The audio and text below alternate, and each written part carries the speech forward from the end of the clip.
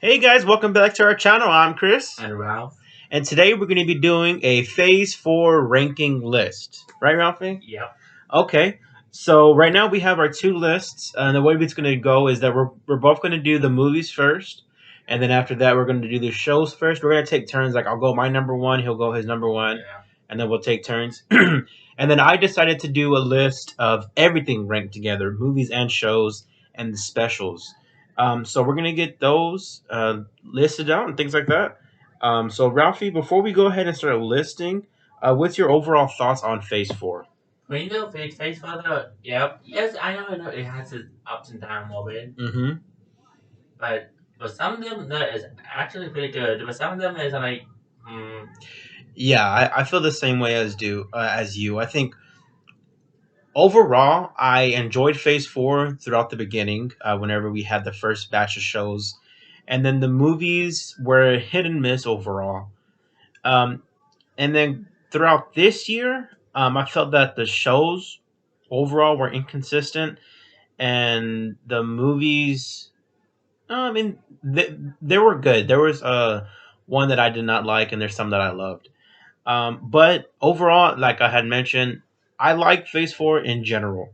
Does it have issues in terms of like where does everything place amongst each other? Like how does Shang-Chi and Miss Marvel and No Way Home, how do those all, I'm not, and they don't have to connect, but how do those correlate in terms of the general story? And I love those projects, most of them. So I enjoyed Phase 4.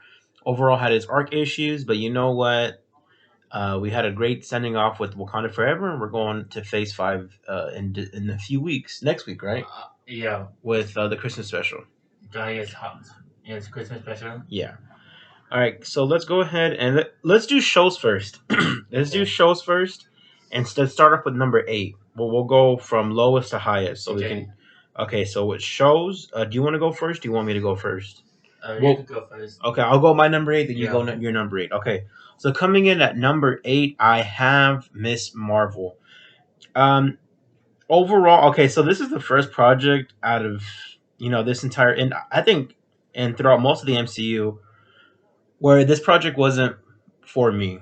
And I'm not the target audience, which is fine. Not everything has to be targeted towards things that I love, which is fine. But it did hurt my enjoyment of the show. The show overall, it's fine. It's not for me. It's too, and this isn't any disrespect, even though it's gonna come off as disrespect, but this is how I'm gonna word it.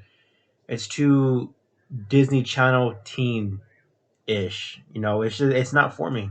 So it didn't work for me, and this is why it's at the last spot at number 8 for the MCU Phase 4 shows. So number 8, Miss Marvel. Okay. Number 8 for me is number 8 for me is She-Hulk. She-Hulk. Okay, so go ahead and get into it. So yeah, I like the first two and the last two episodes, Yeah. which is Delta and the last episode. And this one thing that I like on the last episode is the fourth wall break. Oh, whenever she goes to the MCU studios and plays Yeah, the part. yeah. One thing I did not like though is the mid season. Yeah, I feel the same way as you. Yeah, and always I think Zero Gravity like, I my least is if it. Oh man. Of the shows. Yeah, Okay, that's fair. Anything else? that's it. That's it. Okay. Alrighty. So at number 7 is She-Hulk. Um, Same way as Ralphie, I love episode 1. I really enjoy episode 2, and then I love the last two episodes. Everything else in the middle was filler for me. Um, Jennifer Walters as a character, if I'm being like honest, I cannot wait to see what she does throughout more of the MCU. I think she's a wonderful character. Her arc, I think it's a story that must be told. In terms of like, since she's a woman, and especially in her field, some of the things that she has to go through, misogynist, things like that. So that story, I really like that it was told. But in general, the story was a bunch of fillers for me. Um, the wedding episode, I didn't really care for. The resort, or the retreat episode where she with Abomination, I didn't care for. And then I don't know, there was a couple of other ones that I didn't really care for. Episode one was great. The episode with Daredevil was great, and the finale I really liked. I know people had issues with it, which is I see those issues, but for me, I like what Ralphie mentioned, the fourth wall break. But yeah, I mean, She Hulk. It's not a bad show in general. It's just a lot of filler for me, so that's why I have it at seven. She Hulk. Okay, go ahead. Okay. So number 7 is Moon Knight. Moon Knight. Okay, go ahead. So Moon Knight, though, I actually enjoyed the series. Yeah, And seeing like seeing though is really good, and the design of Moon Knight looks really good. yeah, his suit's amazing. Yeah, I like it Yeah. a lot. And what else? Just the story and stuff. Yeah, the story. And then the acting was pretty good. Yes. hmm Yes.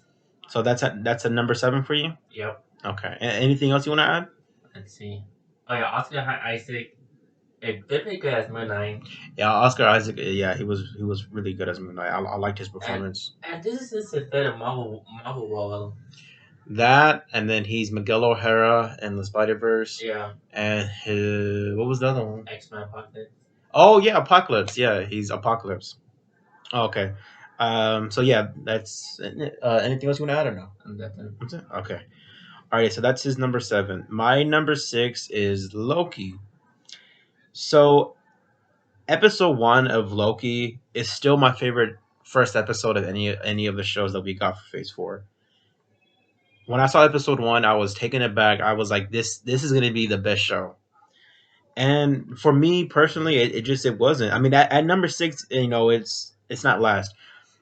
What my issue is for this show is that Tom Hiddleston was amazing. Owen Wilson was amazing, and Sylvie, I forget the actress's name. I apologize, but she was dope. I like her introduction as the variant Loki.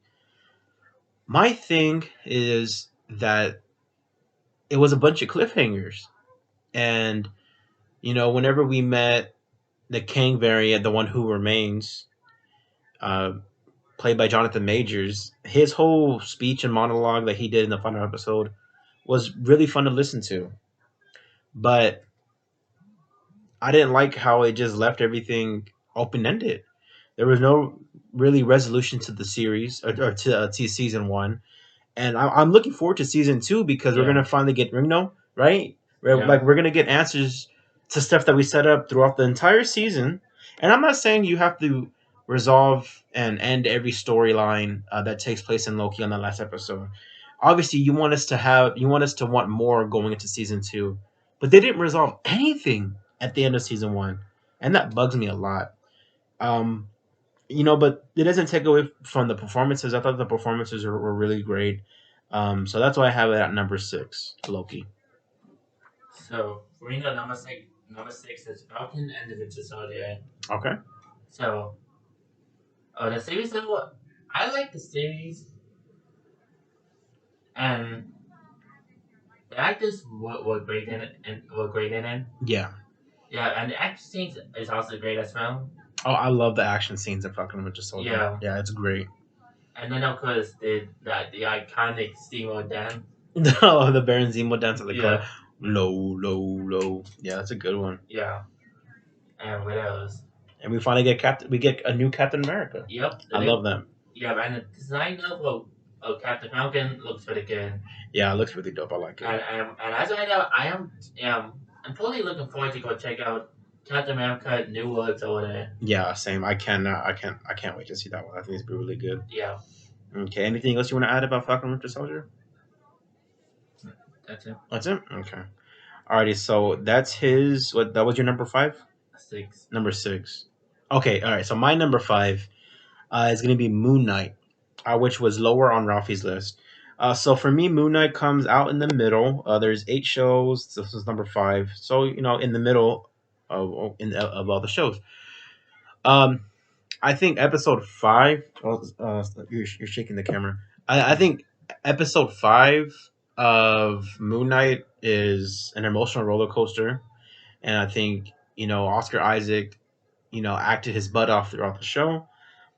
And then what it deals with, whatever mental issues that he has, and then bringing that into the light, into like mainstream, which is obviously many shows and movies talk about and present these issues, and how people deal with them. The way that it was presented in Moon Knight, I think it was handled, gracefully and respectfully. And the things that Mark Spector, what he goes through. Why I have it at number five and not higher on the list is because of the season one finale. I didn't like how it was just a massive CGI fight, and I felt there was no weight to it. Um, and for me, that hurt the show. But other than that, I mean, I enjoyed all the episodes leading up to the season finale, which I didn't like at all, and that hurt the show a bit. You know, it was kind of like a poor ending, kind of left a sour taste in my mouth. Leaving that show. But looking back at it retrospectively, um, I enjoyed the show overall. So that's number five, Moon Knight. So yeah, number five is Miss Marvel. Miss Marvel, awesome. Okay, go ahead and get into that. So yeah, Miss Marvel though, I think it's like a fun series to watch.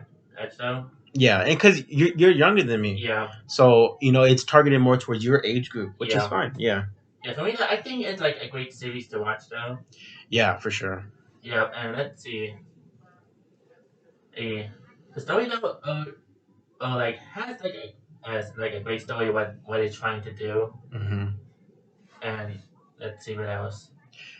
The social issues Yeah, that are talked about in Miss Marvel, I love that they talked about them. yeah, I like the history of like her culture and things like that, and the family aspect was really amazing. But yeah, I still have a overall the presentation in terms of like editing and the teenage drama stuff that just it's not for me. yeah. That's just it is. Yeah, and also I do like the background. Yeah, the animation stuff is dope. Yeah, I think one of the best animated movies of the last 10 years is Into the Spider Verse, right? yeah, And Miss Marvel has some of that Spider Verse animation that pops up throughout the show, yeah. which is fun, but it's still not enough for me to put it higher on my list. So yeah, so uh, so I think and actresses were good in the series. Yeah, yeah, the acting there was no bad acting Yeah, in most of the shows. and also at the end, and that would kind of like a sets up for the Marvels. Miss Marvel's, yeah, which comes out next year. Yeah, Yeah, and it has like a cameo, yeah, of Captain Marvel herself. Captain Marvel, yeah, which I love that character. Okay, so I think that's it on Miss Marvel. Miss Marvel, okay. So coming in at number four is Falcon and the Winter Soldier. Like whenever Ralphie was mentioning this show, I think this has some of the best action pieces that we've seen throughout most of the MCU. I think episode one, when Falcon is fighting what's his name, the Leaper, Batroc. Whenever he's fighting him, and then he's going through helicopter to helicopter, that was amazing. I love that scene. And then in terms, so we got Sam Wilson and we got Bucky. We dove deeper into Bucky's psyche and the issues that he's had since he was hijacked by Hydra mentally. So to see that and his relationship with the Dora Milaje, I think that was really dope to have that presented. And then with Sam Wilson, I don't know if I'm on record saying this, but Sam Wilson is like a top tier character for me. I've loved Sam Wilson since the day he was introduced over in Winter Soldier. And whenever he was given the shield at the end of Endgame, I was like, oh my god, I can't wait till the next Captain America project, which is gonna be Sam Wilson. And throughout the show, he has at first he thinks he's not worthy to have the shield, and then it goes to John Walker, and I think John Walker as a character is one of the best antagonists in terms of the MCU shows for Phase Four. Well, there's only Phase Four shows, but yeah, he was a great antagonist. And then the direction that went, episode through episode, was amazing. And then the resolution at the end, we know with obviously Sam becoming Captain America, him feeling, you know, you know, feel like he can't take the mantle because biases that people have towards him because because he's black. And, some of the issues that he talked about and were presented throughout the show, I think was handled really well. Um, Issue that I have for this show is the villain, the Flag Smashers, and what's her name, Carly Morgenthine. I think that's how you pronounce her name. I can't stand them. They're annoying, and not annoying like, oh, they're bad guys. They get on my nerves. I want them to lose. No, they're just annoying. Like, I just every time they're on screen, I roll my eyes. I just didn't like the Flag Smashers at all. Um, I didn't like, whenever she died at the end of the episode, and then that shot with Sam carrying her in her arms as he's coming down. I thought that was a beautiful shot. But they were poor villains. There, if I had to rank villains, they would be close to the bottom. And them, having a poor villain, hurt the show.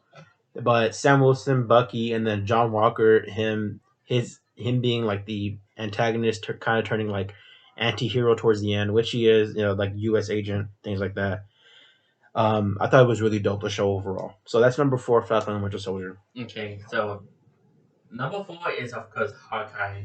Nice, Hawkeye. Okay, go ahead and get into So yeah, that the one. Hawkeye series it's actually a pretty good series, and of course it continues on like I'm guessing sometime after Endgame. Like Oh yeah, you yeah, know, like sometime after Endgame. yeah. Most of I think all the shows, except for like Loki, takes place after Endgame. Yeah. Yeah, but okay, yeah. I'm sorry. Go ahead. So yeah, wait, what was the actor who plays Hawkeye again? Oh my gosh, I'm blank. No, you don't have to pause it. You don't have to pause it. Let's guess his name. Clint Barton is played by. Oh my gosh, I'm blanking on his name. I said his name 100 times. Oh my gosh, Jeremy Renner. Okay, Jesus. Okay, Jeremy Renner. Okay, yeah, go Yeah. ahead. So yeah, Jeremy Renner and Kylie Steinfeld. Harry Steinfeld, Mm-hmm. and they be good at it as Clint Barton and Kate Bishop. Bishop. Bishop. Mm-hmm. Those two did really good at the character, and I think in one most surprising thing part is Kingpin. Kingpin Fisk. Yeah, Wilson Fisk. Yeah, he was amazing. Yeah, and one was surprising because it's the same actor from the Netflix series. Oh yeah, the actor that plays him. Yeah, Yeah. and what else? Like it, like so far, like anything about series that I actually enjoying, Mm-hmm. and I think that's it for me on Hawkeye. Okay. Okay, that's fair. Okay, so that's your number 4. My Yeah. number 3 is What If. Um, What If was amazing to me. Um, the animation to me was beautiful, and to me, I've never seen that type of animation, and I'm sure someone might have seen it somewhere else, or I'm sure it's been presented in other forms, in terms of short stories or shows, whatever. But I had never seen it up to that point. And Falcon and Winter Soldier. What If? To me, has beautiful stories in it. The T'Challa story, him as Star Lord, I think is amazing. My favorite episode of What If is What If Doctor Strange lost his heart instead of his hands.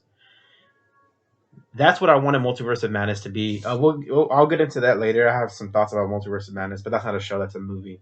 But yeah, What If? I think the stories that were told, I thought were really creative. The What If Marvel Zombies. I'm glad that it's getting its own spin-off show, and it's going to be rated M for mature, not M for mature. That's video games. TVMA, TVMA. So What If? I thought was, like I had mentioned. There's nothing really bad I can say. Was there episodes that I didn't really care for? The Thor episode I thought was okay. I like the fight scene between him and Miss Marvel. I thought that was pretty dope, but that episode was fine. But overall, I think every episode was consistent. Peggy Carter was a main character throughout the movie, throughout the show. Um, Black Widow, Killmonger, dope episode. The one that he had was super super dope. But yeah, those are my overall thoughts on What If. There's really nothing negative to say about the show. That's why I have it so high at number 3. Um, and I cannot wait to see what next they have for the animation for the MCU. All right, sorry about that cut. Something happened in the background. So yeah, so that is What If. Yeah, amazing. All right, go ahead, Ruffy. Go ahead and do yours. So yeah, number 3 is of course the first series of Phase 3 is none other than WandaVision. Which you have playing in the background because since that's the first project of Phase 4, we wanted to have that on. Yeah. So WandaVision, though, I do think it's a great series. Yeah. Yeah. And the actors were great in the series as well. Yeah, And the then performances. yeah, and the vibe on it. Each episode either like take place like 1950s or 1960s. Yeah, I like that a lot. Yeah, and the vibe though is very good. And of course, as I think in one most callback like whenever the card trick. Oh, with Jimmy Woo Yeah, from the with the card trick from the Ant-Man yeah, movie from Ant-Man and the Wasp. yeah. Yeah, that was pretty funny. Hmm. What do you think of the story and stuff? Story, I think the story is good. It's good. You like it a lot. Yeah. That's good. Okay. Anything else you want to add? No. That's it. Okay. All right. So that's his number 3, right? Okay. So my number 2. Okay. So 2 and 1. I'm gonna be honest with you. Have flip flop a bunch every time I have like a mental ranking of the shows. I love number 2 and number 1 equally. Number 1 beats it out in terms of emotional, but number 2 is Hawkeye. So Hawkeye, I that's the show I've seen the most, and so me seeing it the most automatically puts it high on my list. Yeah, either 1 or 2. So the story, I think, it's isolated, and I think that really helps this, the Christmas story of Hawkeye Clint Barton. And the reason why I say that is because, you know, overall MCU, every movie, not every movie, but most movies is a world-ending event, and it gets resolved by the end of the movie, which is fine. That's individual movies. You can't hold one movie against another one because it was made first, and the second movie had the story and plan and things like that. So that's not fair, but it's still an observation. I like how Hawkeye was isolated. It was a simple, just not simple because there were complex issues within the show, but it's just an isolated, simple story, and I really like that. Clint Barton um, is a character that I enjoyed seeing as an OG Avenger throughout the MCU, but obviously, not my favorite because you have Cap, you have Iron Man, Thor. After watching Hawkeye as a human, as a character, he's up there for me. I think he's easily has the best family dynamic to me in all of the MCU that he has with his kids and what he has with his wife. And seeing how the events after Endgame and how he deals with it with the death of Black Widow Natasha. And speaking of Natasha, having her sister Yelena come out in there, Yelena being a character introduced in MCU Phase 4, she's my second favorite character to be introduced in this phase. And the first one, I'll talk about that one later on. And then having Kate Bishop be introduced, because I read the Matt Fraction series that this show was, not loosely, mainly based off of. And I loved it. I love, how she was portrayed live action. Her dynamic with Clint Barton being, annoying to him, how she's annoying to him, but at the same time, he still, cares for her. Obviously, just because she's annoying doesn't mean he doesn't care for her. And they're dynamic. And then Lucky the dog, Pizza Dog, Yeah. amazing. I love that character. And yeah, so Hawkeye's number 2. We're in November, getting close to Christmas. Yeah. I'm gonna see Hawkeye. Legit, I'm not lying. Probably like another 5 times within the next month and a half because it's a good watch. And right now it's at 2. After we finish this video, a week from now, however long, I might, Hawkeye's my favorite show. But right now it's at 2. So that's my ranking right there. Okay, number 2 is Loki. Okay, go ahead and get into that So one. yeah, for me, like I like what it's trying to do in the series. Yeah. Yeah. And one of my favorite episodes gotta be the first episode. Oh yeah, like I had mentioned, the first episode's amazing. I love Yeah. the first episode. The first episode for me is gonna be pretty good. I'm kind of like a good way to start. Yeah. Level. And let's see. Oh yeah, Kane. Oh yeah, his variant, the one, Yeah, the the good he variant. who remains. Yeah. Yeah. He's not bad. He's not Yeah. gonna beat you up in front of your kids, like No. in Ant-Man 3. So yeah. I think it kind of sets up for like the Bad King. Yeah, like a variant. Yeah, the variant. Yeah. And also, this one scene that kind of that was like a big jump scare is Miss Minutes. Hey there, y'all. Miss Minutes was terrifying, man. That jump scare in the season finale, legit. I legit jumped, and I don't Me often too. like. I love scary movies, Yeah. and yeah, obviously jump scares give me sometimes. There's times that I'm like, oh, that was predictable. I was not predicting Miss Minutes to scare the hell out of me at 2 in the morning. Oh my god, that was so, and we laughed because of how terrifying that was. Oh my gosh, Miss Minutes, she. And then eventually Shout out to the Tara actress Strong. Tara Strong. Shout out to Tara Strong because she's Miss Minutes in the show. Yeah. No, so oh yeah, so go ahead with Loki. So yeah. And also, let's see. Oh yeah. In episode 5, there's like some there's Easter eggs in there. Oh yeah, episode 5 was filled with Easter eggs. That's my second favorite Yeah. episode of the season. Yeah, And like let's say Thanos helicopter, the Thanos helicopter, yellow jacket helmet. yellow, yeah, the yellow jacket helmet. Let's see. Oh yeah, Thor frog. Thor, yeah, I don't know. I'm sorry, I don't know that name, but Yeah. yes. Was there a Battery Bill Easter egg or no? No, No, there wasn't. No.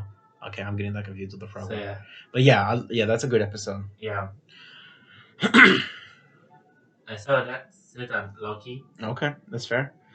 Alrighty, so number one we have playing in the background. My number one Phase 4 show is WandaVision, and WandaVision, won a bunch of Emmys as it should have, and it's the first project of Phase 4. I understand there was reshuffling. Black Widow was supposed to be the first project. Falcon and the Winter Soldier was supposed to come out before WandaVision. But I'm glad WandaVision came out first because it had obviously the drought from Far From Home all the way to WandaVision because of the pandemic. So we didn't have any projects, obviously. And then having WandaVision, that was must watch television for those 9 weeks. Every episode, social media was all over it. YouTube was all over it. At the time, I didn't have my social medias, but YouTube was all like the reviews and the talks and the speculations, the theories. It just kept getting better, episode by episode, and then you know Wanda and Vision, their relationship, and see how Vision's death affected Wanda, and Agatha Harkness, have her be introduced. And then Mephisto was supposed to be in every scene, apparently. Everyone thought he was going to be in it. Who? Mephisto. Oh. Yeah, what they were talking about. Yeah. But yeah, I think the show was wonderful. And I just like the performances throughout it. Right now, I'm pulling up something from the show. So right now I'm going through the episodes. Episode 5, which we have playing in the background, Yeah. I had chose that one, is my favorite episode of any of the shows because so you have Elizabeth Olsen as one of it, Maximoff obviously, and then Paul Bettany as Vision. And then they're in episode 5. I'm not going to go into it because it's already a long video. Episode 5, we start to see the unraveling of what's actually going on, and then the reveal of Evan Peters back as Quicksilver. I'm using quotes because what ended up happening in the episode. I screamed like a child. Yeah. I screamed like a child because Ruffy, near and dear to my heart. Those X-Men movies have that how near and dear they are to me. X-Men is my favorite, my absolute favorite. Are there stinkers in this series? Yeah, Dark Phoenix is not good. Apocalypse is fine. It's not the best. Days of Future Past, First Class, X-Men 1. X-Men United, it's okay. But WandaVision was amazing. I love it. The emotional episode 5 was great. Episode which one is it whenever she's going through her memories? 8 or 7? I think it's 8. I don't remember. But yeah, WandaVision number 1. Okay. So number 1 for me is of course Mars What If. Awesome. I'm glad that you had that. You're in animation because I know you love animation. Yeah. Okay, go ahead and get into that. Yeah, because Mars What If, I love the series so much. Mm-hmm. And here's my fear. Oh wait, hold on. Sorry about that, but here's a few of my favorite episodes. What if T'Challa is stolen? What if Doctor Strange lost his heart? Hmm. The season one finale and the Killmonger episode. Yeah, the Killmonger episode's really great. Yeah, those are my four favorite episodes. Oh yeah, and the zombie episode. Yeah, the zombie. I rewatched the zombie episode last night Yeah, because I just wanted to watch it again. yeah, those are my five favorite episodes of Marvel's What If. Hmm. And the animation though looks really good. Yeah, animation's beautiful. Like the like the shading and stuff of everything else about it looks really good though. Yeah, I like the What If a lot.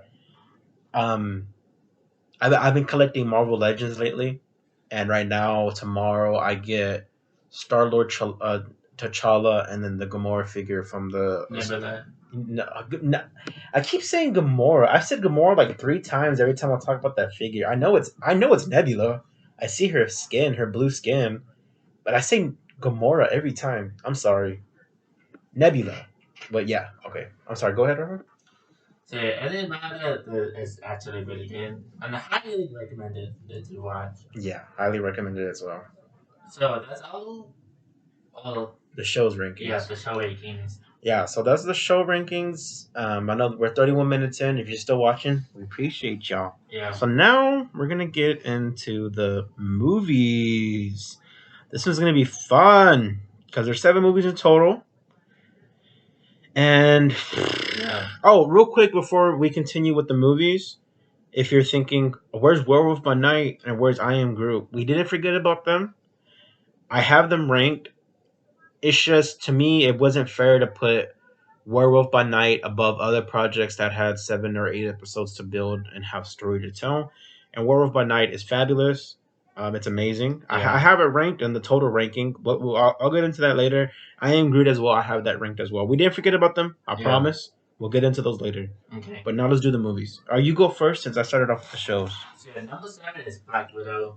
Okay, awesome. Go ahead and get to that. Black Widow though, for me that I think it's like an alright movie. Okay, that's fair. Wait, no. Like the scenes here that I like and it's something that was like okay. Like as It was alright. it was all right to you. Yeah. Yeah. There's something I like alright. Yeah. But there's something in that I actually think it's good. What was like your favorite scene of the movie? Let's see. The prison escape scene of Ticket White Guardian. No, yeah, that was a fun scene. Yeah. Yeah. And I think this one scene that you guys got me like one of the funniest things for me is the tranquilizer at the White Guardian. Oh yeah, that was pretty funny. Yeah. Yeah. And the actors still like Scarlett Johansson, David Harbour, William Hurt, rest in peace. Yeah, rest in peace, William Hurt. And everyone else is pretty good as well. Yeah. And we were watching it earlier. Yeah. Black Widow. We just had it on because we were eating our dinner and we wanted to have something on. And Okay. we put on Black Widow. Okay, so that's your number 7? Yeah. Okay, so my number 7 is The Multiverse of Madness. I did not like this movie. And I hate saying that because I, like many people, and obviously there's people who love this movie, which is their opinion, which is I respect it. I, like many people, had tremendous high hopes going into this movie coming off of No Way Home. But this movie was such a letdown. I didn't like Multiverse of Madness. Did we do a review for Multiverse of Madness? No. We didn't, right? Okay, yeah. I guess we forgot to do one. Yeah, the story was whatever. I didn't care for it that much. I think some of the creative decisions by Sam Raimi hurt the movie for me personally. And I absolutely love Sam Raimi. Okay, I love the OG trilogy. The Evil Dead is near and dear to my heart. I was playing the game the other day. I was rewatching the show on Netflix the other day because how much I love the Evil Dead and that franchise. And then the Spider-Man franchise, the Sam Raimi one, I think is top tier. Toby's my Spider-Man. But for this movie, it didn't do much for me. Are there elements that I enjoy? Yeah, I like the Illuminati scene. Was frustrating because you have Mister Fantastic be like, Wanda, Black Bolt can destroy you with one whisper from his mouth. And then she's like, what mouth? And it's like, oh, God, come on. That's frustrating. I love the X Men theme playing whenever we had Professor X come out. I absolutely love that. I hated seeing Professor X die on screen. I mean, well, he died in other X Men movies, but that's not the point right now. He died in Logan and the X Men movie. Anyways, I didn't like this movie. I didn't like the story. It didn't do anything for me. I thought it was sloppy. And then when the movie ended, I kid you not. Like whenever we saw it opening day, Yeah. because we that's what we do. We love the MCU. I'm passionate about the stuff, and he's passionate about the stuff. Yeah. That's why I care about this franchise of the MCU. And when Multiverse of Madness ended, I literally sat there and I was like, that was bad. Like in my mind, I didn't wasn't being rude. I was like, that was bad. I didn't like it, and that's my opinion. If it's your absolute favorite MCU movie, go for it. But it didn't work for me, so that's why I have it Okay. last. So number six is of course Doctor Drain in the Multiverse of Madness. Yeah, as well. No, number seven. No, There's seven. Oh, Black Widow. I'm sorry. I forgot you went first. I'm okay. so sorry. Okay, okay. Number Number six. six. So for me though, I was my hype though for Doctor Strange though. It was like one thing I was kind of expecting though is the Illuminati scene. Yeah, that was. They showed that in the trailers at a certain point. Yeah, this is something that I'm looking forward to see it the most. Hmm. And let's see, the Illuminati characters, it's great, and even in Black Widow, that the actor got got a redemption role as Black Widow. Yeah, Black Bolt. Yeah, Yeah, because Black Widow plays him. We also plays him in the and ABC series, which is actually pretty bad. yeah, yeah, yeah. The Black Bolt, like he had a redemption arc. Yeah, Yeah, and then he dies. Which yeah, was that death scene was amazing. Thought that was really dope. yeah, and there's one scene in that I kind of got a jump scared, Which one? which is like when the one that managed to get out from from the male dimension. Oh yeah, yeah. The for it being homage to the '80s horror, I think it executed that stuff. But yeah. Yeah, and actors and actresses are great. Hmm. Echo. The storyline, alright. Yeah, Yeah, I didn't care for the storyline. yeah. The storyline though, I think the storyline is like an okay storyline. Hmm. But everything else is like something that I stay to like Reddit. Yeah, that's fair. Yeah. And so yeah, I think that's it for me on Doctor Strange in the Multiverse of Madness. Okay, already. Those are fair points. Okay, so for me, number six, I have Black Widow, which he was talking about right now. Black Widow was the first movie that we saw back in theaters. The last movie we saw was Sonic 2, and then Black Widow. The first time movie. Or Sonic, I'm sorry, the first one. And Black Widow. So I think the story I overall enjoy. I enjoy the family dynamic that Natasha has, with her sister Yelena, and then Red Guardian, and then I forget the mom's name. I'm sorry, but the family dynamic throughout the movie I thought was easy, hands down the best part of the movie. And I thought Scarlett Johansson, her performance, I was glad to finally see Black Widow get her own project. Yeah. Does it hurt the project knowing that this takes place before Infinity War and then she dies in Endgame? In most cases, like in other projects and other franchises, it doesn't hurt it knowing that like a character dies and then they get their own show and movie and then you just see them obviously before they die.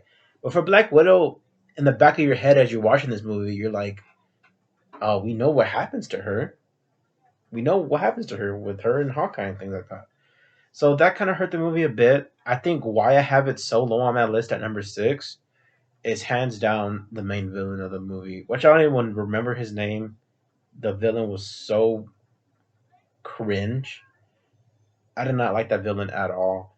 Um, do I think the issue and the subtle messages that it was discussing, why the way that they were presenting it, I think were fine.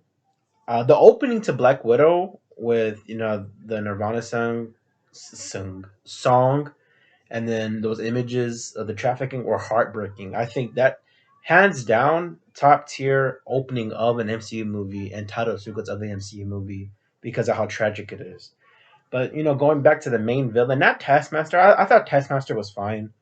Um, the reveal got me. I was like, oh crap! I didn't know that was gonna happen. And then seeing the rest of the ending, the climax, I was like, okay, this is it's whatever. But yeah, the villain of the Red Room. I don't like I said, I don't care to know his name. Nothing against the actor. I don't even know who the actor was, but he was horrible. I didn't like the villain. But with that being said, the family stuff was fun. I cannot. Yeah, like I had said earlier, Yelena is my second favorite character to be introduced in the MCU in Phase 4. I cannot wait to see her in Thunderbolts and see Red Guardian. And Scarlett Johansson is going to be the producer for that movie. So um, we're going to get more of a Black Widow feel for the Thunderbolts. I think that's going to be really fun. I cannot wait to see that. But yeah, that's Black Widow at number 6 for me. Okay. So number five for me is of course Marvel Studios Internal. Okay. So since I mentioned on the Kitchen Pleasure, so for me though, I like the movie. I like what they try and go for Eternals. Mm-hmm. The VFX and there's one scene that I liked in the movie is with Kingo. Yeah, Kingo. Yeah. Yeah, like the dance scene. Oh yeah, the Bollywood stuff. Yeah, yeah, Yeah, that was pretty fun. yeah, and the VFX and stuff is actually really good. Mm-hmm. And so yeah, and three of my favorite characters is of course Kingo, Festo, and Dina. Dina. Oh yeah. So yeah, those are my three favorite characters from Mhm. Eternals. Yeah. And so that's it on Eternals. So Okay. That's fair. Because I'm gonna talk about Eternals right now. Okay, that's Yeah. number 5 for me. Eternals. And okay, so now, we're 7-6, and then at number 5 out of 7, you think that's really low? Obviously, number 5. But I enjoy Eternals a bunch. I really do. I think the way that it's shot is beautiful. The director Chloe Zhao, you can see her imprint on this movie. The natural lighting and the sets and things like that were amazing. Is it hard to see in some parts? There's an action sequence in the middle of the movie that takes place in the woods slash forest, and they're using a lot of natural lighting. It's during dawn, um, or dusk. I mean, and yeah, it's kind of hard to see what's going on during some fight sequences because of the actual lighting. But other than that, I think the story is really dope. I can name all the Eternals right now. Kingo, Fastos, Thena, Ajax, Sprite, Icarus, Gilgamesh, Cersei, Fastos. Did I say Fastos already? I think Oh, and what's the one that can run fast? uh, Makari. Wow, what's her name? Oh my god. Eternals cast. Athena, Cersei, Gilgamesh, Ajax, Droog. Forgot Droog. Sprite. Makari. I said Makari. So Droog is the only one that I forgot. Dang it. Ah, I got all of them except for Droog. I said Makari at the end. Okay. I almost got all the Eternals. There's 11 of them. All right. I got 10 out of the Yeah. 11. Droog, I forgot. Yeah. Okay. So yeah, a lot of people had issues with like, okay, it's 11 Eternals and the movie's this long. How are you gonna have each character connect? And obviously, there's some characters that have more story development, are more, you know, presented throughout the movie. And not every character is gonna have a fulfilled arc throughout, at the end of the story, which is fine. I think what I really liked about this movie is first off the representation. It's to me personally. I know people are gonna say whatever they want. It to me, it wasn't forced diversity. I thought, you know, having Fastos and his husband having that relationship be presented, I thought it was great to see in an MCU movie. Makari, her being deaf and not being able to hear it, and then have that people who are deaf or who have any type of disabilities can see her and like kind of relate to her in a way. Um, and then just the diversity throughout the movie. Ajax, led by Sama Hayek. Sama Hayek will forever have my heart. I love her. But yeah, I think Eternals is a really good story overall. I enjoy it. The worst part of the movie is what's those creatures called? The ones that they're fighting Oh, for a little bit. Not the Eternals.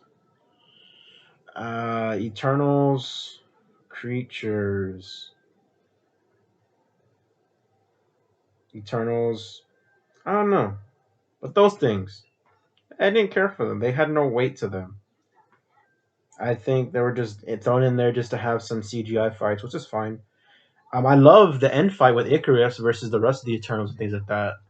I thought that was dope. It's like he was Superman. yeah.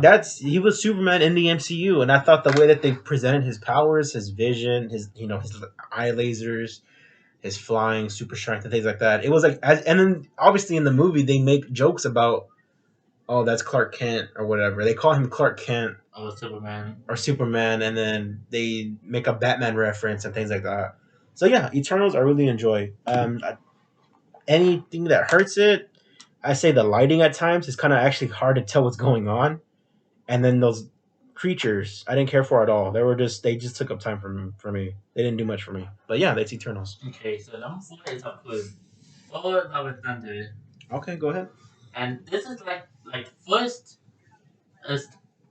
is character that has a full film element. Yeah, in the MCU. Yeah.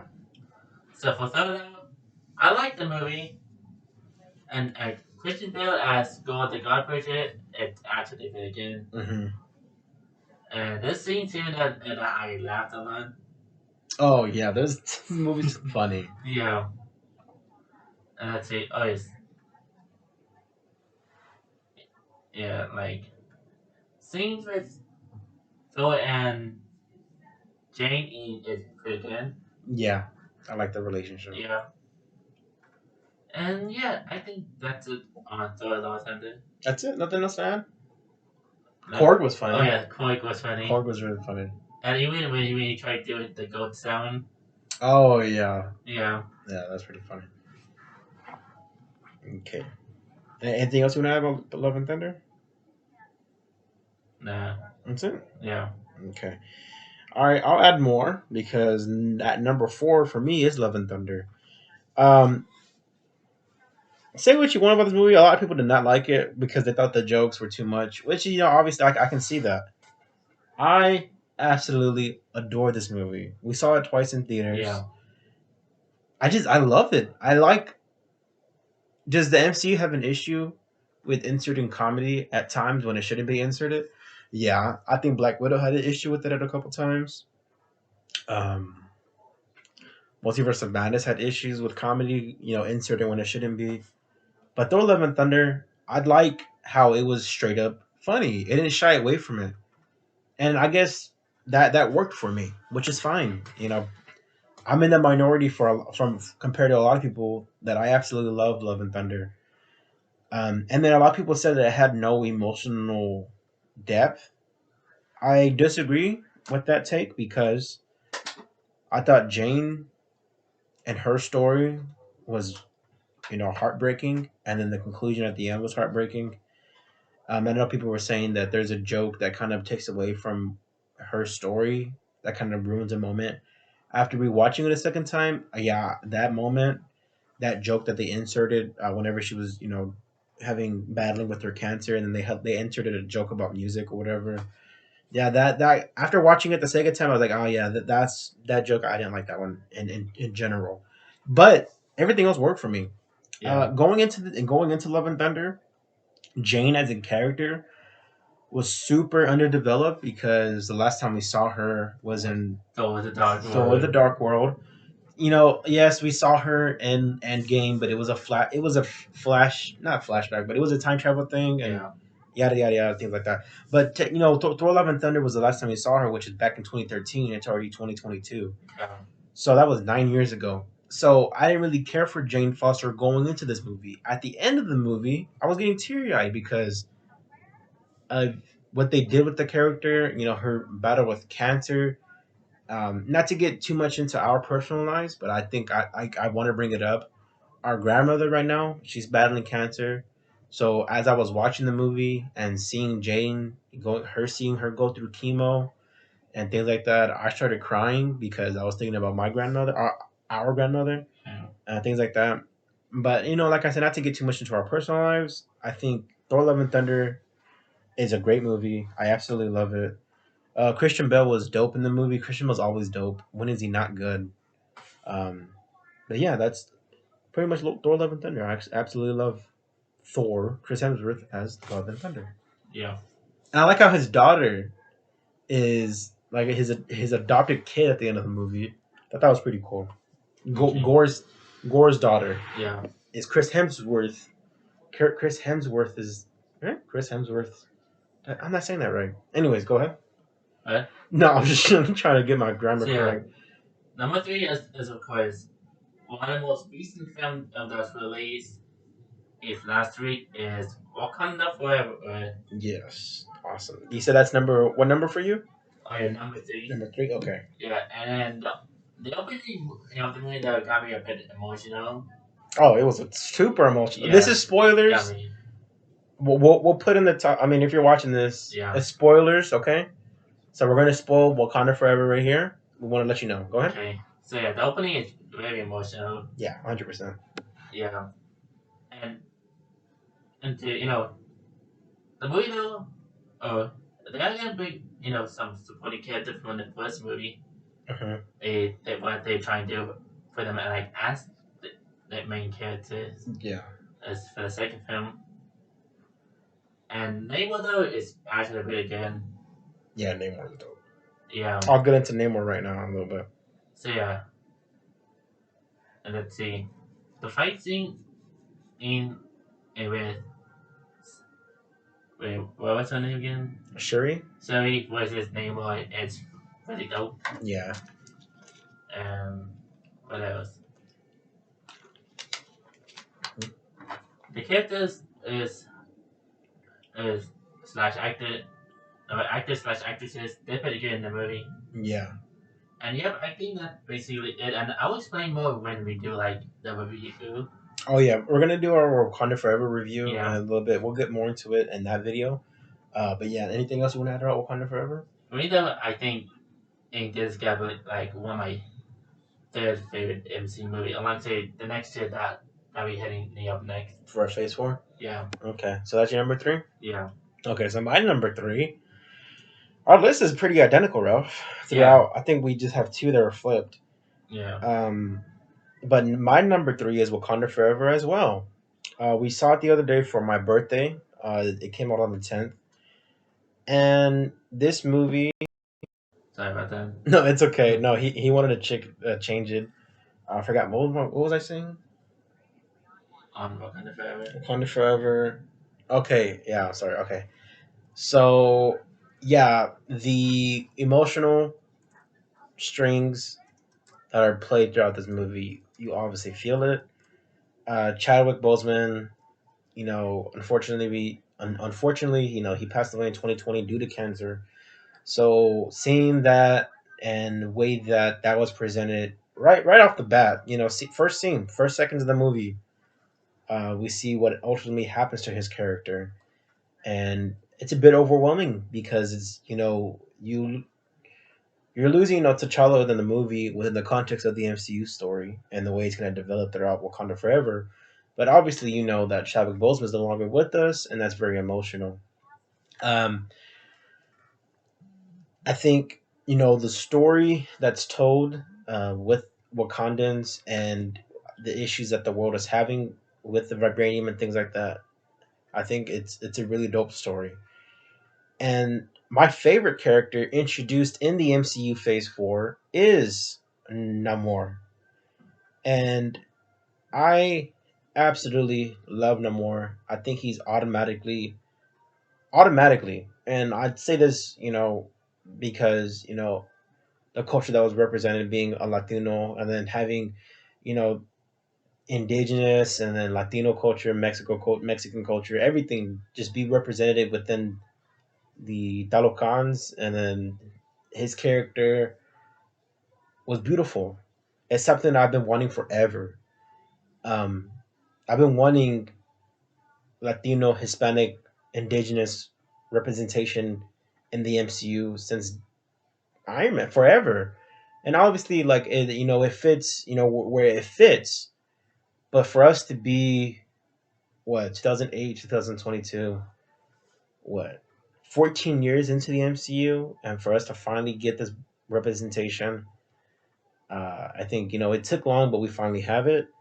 Obviously, there are Latina characters, Hispanic characters in that have been presented, like Zoe Saldana, as her she's a green character. Then you have Michael Pena's character Luis, Benicio del Toro as the collector. We've had representation, throughout scattered, but to have a character and that lore be focused on that, absolutely beautiful. And Namor, I'm not saying I want, I need a Namor movie, not a series, a movie. And I hope Kevin Feige, and the MCU, you know, grants us with that. I think they will. I hope they will. But yeah, so Wakanda Forever. Back to the movie. Well, this is about the movie, but yeah, Wakanda Forever. Shuri seeing how she becomes Black Panther. I thought that arc was very emotional. The ending with how the last send off to Chadwick Boseman's T'Challa was very emotional and quite beautiful. And Wakanda Forever, I absolutely love it. And right now, it's at number three for MCU for Phase Four movies. Yeah. Okay. So number two though is of course Shang-Chi and the Legend of Ten Ring. Yeah. And I do think it is gotta be one of the good and great MCU movies. Yeah. Absolutely. I love this Yeah, movie. like the martial art sequence is pretty good. Hmm. The VFX of in especially like the opening of the movie is pretty good. Yeah. And I think what the movie is about it was what it's trying to do. It's pretty good as well. It did it. Yeah. Yeah. So actors as and actresses they're great as well. Yeah. And so yeah, I think in that Shang-Chi and like Shatami, I do think it's a really good movie. Yeah. Anything else? Mm, let's see. I think that's it. Okay. Alrighty. Well, I'll go ahead and continue because my number two is Shang-Chi and the Legend of the Ten Rings. When this movie came out, to me, it's a top. I want to get ahead of myself. I'm not getting ahead of myself. It's been out for over a year. Yeah. It's a top six, top seven, top six MCU movie. Debatable top five. I think my top five is pretty set. We'll get into that in another video. But Shang-Chi to me is absolutely breathtaking. The story to me was gripping. I from beginning to end absolutely love this movie. It's hard to ignore. The action scenes like Rafi was talking about right now. The action scenes, that bus scene, beautiful, top tier fight scenes in the MCU. That bus scene is up there with the Bucky versus Captain America, right under the knife fight that they have in the middle of Winter Soldier. It's up there with that for me. Um, so yeah, Shang Chi. I thought he was an amazing character to be introduced to the MCU. I cannot wait till the sequel, and I cannot wait to see Shang Chi and his relationships with other MCU characters and how they Yeah. interact. I think he's going to be an amazing character. Yeah. Katie, Aquafina's Katie, hilarious. I Mhm. thought she was hilarious throughout the whole movie. Wenwu, I thought was a really dope villain, and then obviously the dynamic between him and his son Shang-Chi, and what ultimately ended up happening in their relationship. I thought that was really emotional. And then yeah, I thought this movie was beautiful, and shout out to the soundtrack. Yeah. When the movie came out, right? Like Yeah. when the movie came out, I think it was the day of or maybe the day after. I don't remember. When we watched it opening day. I went and I bought the CD. At the time, the car that I was driving, I I can't plug in my phone for music, so I had to put CDs. And I had the Shang-Chi soundtrack, and I had that thing on repeat over and over again. It's still in that car. I absolutely adore the soundtrack. I know the songs very well. Um, and yeah, Shang-Chi, I think it's a top tier MCU movie. And yeah, there's nothing else to add to it. I think it's a dope movie. It's a solid origin story. I think it's the best origin story. And then I had said that one time, and then I thought about Guardians, the first one. How that's their origin story. I was like, ah, damn, that's probably my favorite one. But Shang-Chi's up there in terms of origin stories. In terms of just MCU straight out, it's up there. So that's number 2 for me. Okay. So number one is of course. Wait, what is number 1? I can let me Yeah. think. No. Is there another? I think that's it, right? Yeah. Are we missing? I think that's it. Yeah, I think that's all the movie was released. Oh, there's this little movie that came out. This little movie. Yeah. What is it called? Spider-Man. Oh, Spider-Man. No way to get home, or Spider-Man doesn't know how to get home. What is it called? Let's see. Spider-Man. It's Morbin time. Spider-Man Morbin Time? Is that? Yeah. Oh, No Way Home. Yeah, No Way Home. Yeah, that movie. Oh yeah, go ahead and get into that one, Ro. So No Way Home, though, I think this is gonna be one. Look at your shirt. Yeah. Okay, go ahead. So No Way Home, though, this is gonna be one of the best as MCU movie that I ever seen. Like the way that we see Peter had to go through since his identity got revealed. Yeah. Maybe months ago. Yeah.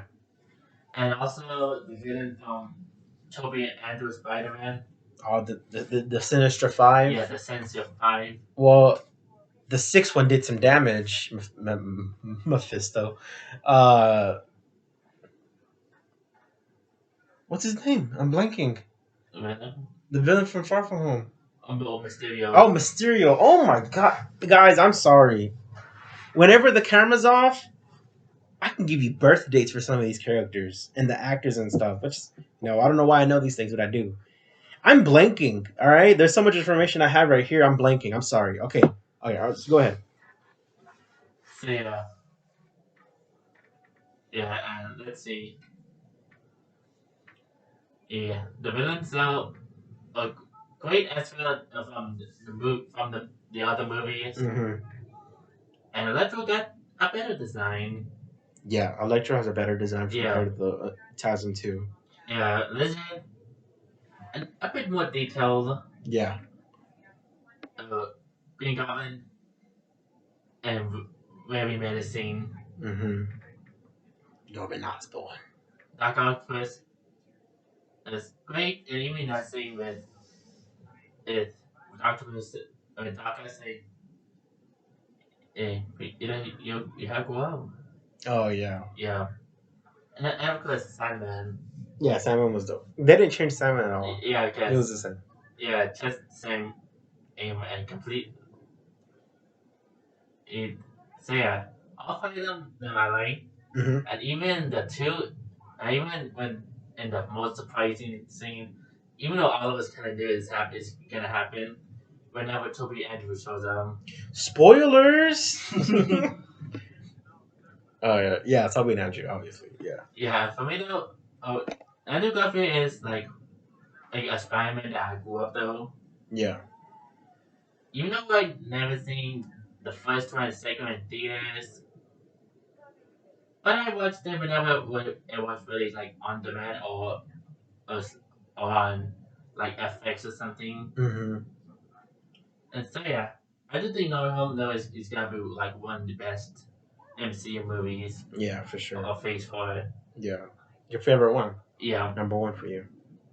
So that's it. That's it. Okay. Oh, we can go ahead and continue because my number 1 is No Way Home as well. Yeah. Let's go ahead and continue. We're not gonna do a full spoiler review because we already have that on the channel. Twice. Yeah, for 2, and that's the kind of the third one in a way. But seeing Toby, Andrew, and Tom on the screen at the same time it's a cinematic experience. I feel like it's as big as an event as Endgame, and probably even bigger because it spans a longer timeline or time frame between Spider-Man 2002 and No Way Home 2022. So 20 years. That the culmination of all these Spider-Man movies and these Spider-Man villains and arcs and everything, amazing. This movie made me emotional. I thought Marissa Tomei's performance as Aunt May and what happens to that character when she dies because of Green Goblin, emotional. Uh, I think the scene that absolutely got me, what Ralphie had talked about, was whenever Doc Ock is talking to Toby. He's like, "You've grown so much. How you been?" He's like, "Trying to do better," and or things like that. And yeah, No Way Home it was very much an event that you had to see in theaters. It's gonna hold the test of time. The only thing I would say is, do I think Shang Chi has a better story, better written story? At some parts, yes. But No Way Home was just something else. It was just Yeah. a grandiose. It was an event. Like I'm repeating myself, but it's true. Like you had to see it in theaters, and if you couldn't, because what was going, the pandemic was so really it was Yeah. heavy. Obviously, I mean, wait. But yeah, No Way Home was incredible. Anything else you want to add? That's it. That's it. Yeah, and then the last two that we promised to bring them up is, of course, Werewolf by Night and I Am Groot. Yeah. Okay. So Werewolf by Night. Oh man, if we're going in term, I'll put it in the show. It's not a movie, obviously. I'll put it in the show category. I'll put it like at 4, 3. Werewolf by Night. I've seen like I think like 4 or 5 times already. Yeah. It's an easy watch. It's super creative. It's bloody without actually seeing red blood because it's the MCU and it's black and white, so they're not going to want to show actual blood, obviously. Um, but I think Jack Russell, I can't wait to see his character. What he's going to be in the Midnight Suns, with Blade, Moon Knight, and then we have Bloodstone. So things like that. We're going to see that. Hopefully, I think that obviously I think that's what they're setting up. Have that team be elevated in the MCU. I hope that's what they do, because I think that would be a pretty dope team to see. Either have their own show. Maybe they'll do a movie. I don't know.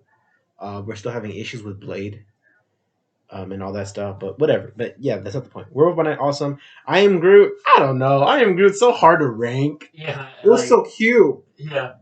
Except the one scene. Except when he kills the other Groot. no, when he made a scarf. Oh yeah, when he made a scarf out of the feathers or whatever. Yeah. Yeah. Whenever he stepped on the civilization, I thought that was pretty. Oh my god! Yeah. I Am Groot.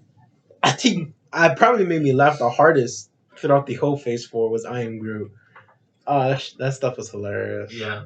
And then seeing Rocket Raccoon at the end of the last Yeah. short was pretty fun. I liked that one a bunch.